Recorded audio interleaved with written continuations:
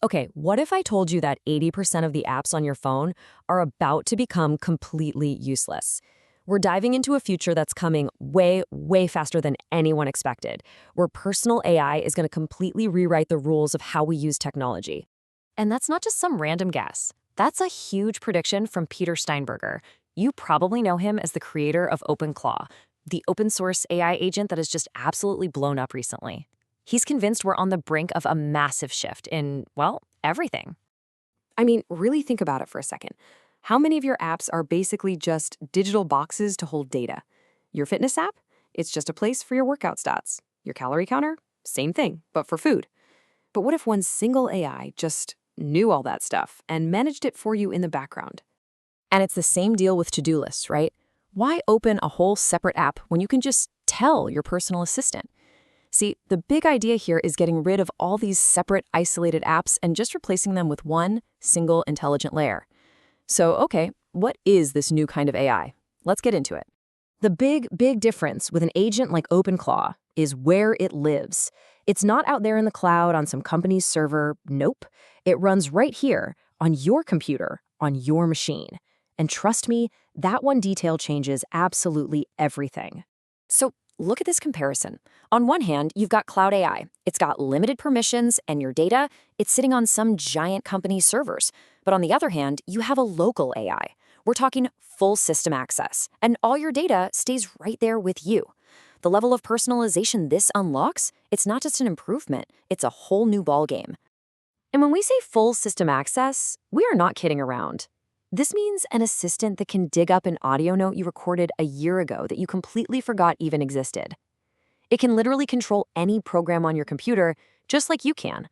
It can connect to your smart lights, your bed, your car.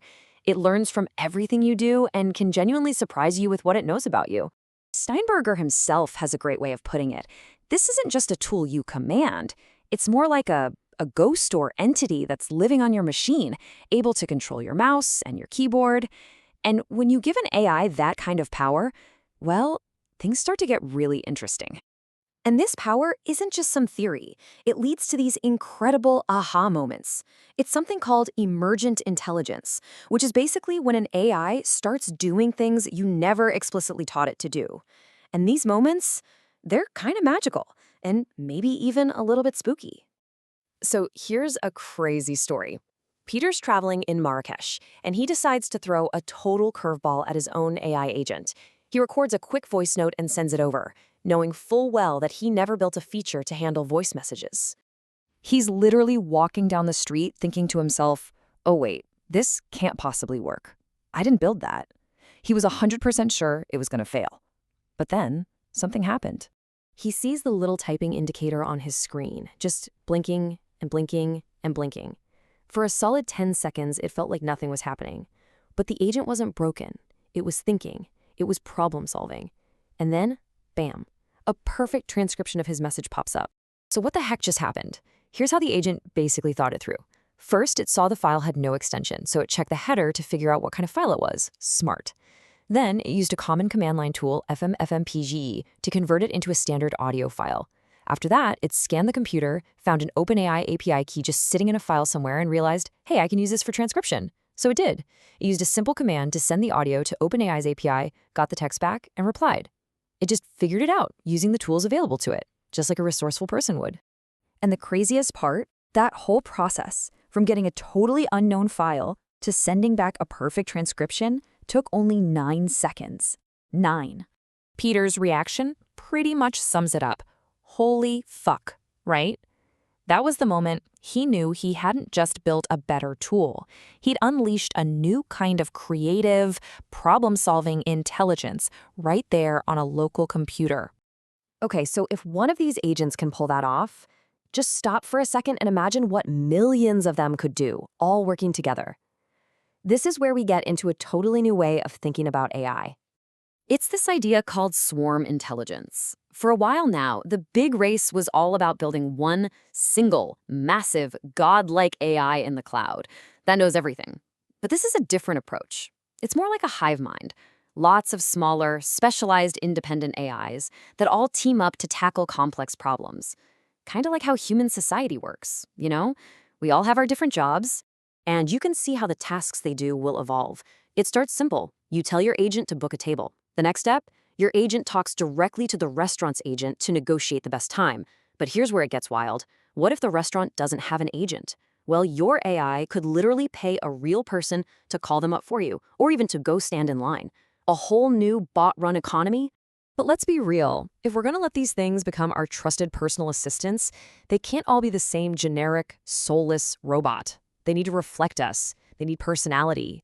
So that's the big question, right?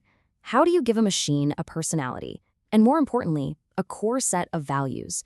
How do you make an AI that's a true extension of yourself? Something you can actually trust with access to your entire digital life? Well, the OpenClaw architecture has this really unique and kind of fascinating answer. It's a secret file called soul.md. And yet, it's just a simple text file, but it might be the most important part of the whole system. As Steinberger explains, this is the one part of his agent that isn't open source. It's where he defines its core identity, its values, the principles that guide how it behaves. This is what makes his agent uniquely his and not a carbon copy of anyone else's.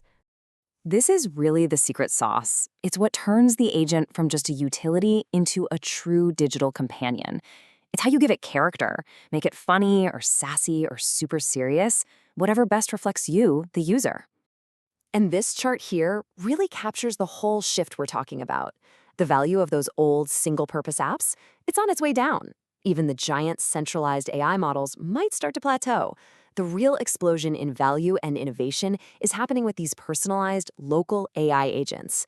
That's where everything is heading. And look, this isn't some distant sci-fi future. The tools and the concepts are here, right now. So the big question I want to leave you with is this. If your personal AI had total control of your computer, what is the very first real-world task you would automate? Seriously, what's the first thing you'd have it do?